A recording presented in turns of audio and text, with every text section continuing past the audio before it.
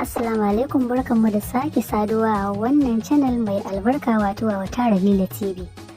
A yau za mu tattauna wani babban al'amari da yake lalata rayuwar matasa a wannan zamani, wato rayuwar ƙarya a social media. A yau mutane da yawa suna shiga Facebook, Instagram, TikTok su ga rayuwarsu sai su fara jin kamar su kaɗai ne ba su da komai a rayuwa.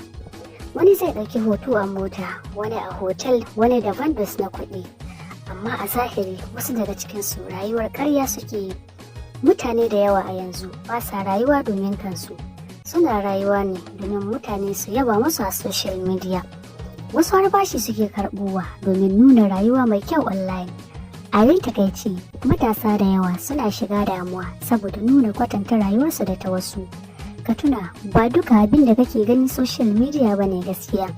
Mutum zai yi dariya a bidiyo amma yana kuka idan ya kashe kyamara. Wasu suna nuna farin ciki amma a zuciyarsu cike take da damuwa da wahala. Social media ba matsala bane, amma idan ka bari yarin jaye rayuwarka zai iya jefa ka cikin bakin ciki da rashin kwanciyar hankali. Ka daina kwatanta rayuwarka da ta wasu. Allah yana jarabtar kowa da irin tasa rayuwa. Ka yi aiki da burinka, ka gina rayuwarka a hankali domin nasara ba ta zuwa dare ɗaya. Kada rayuwar ƙarya ya sa ka tsani rayuwarka. Kada ya sa ka shiga harkar da bata dace ba, neman nuna wa mutane kana da kuɗi. Rayuwa ta gaskiya ta fi rayuwar nuna wa mutane.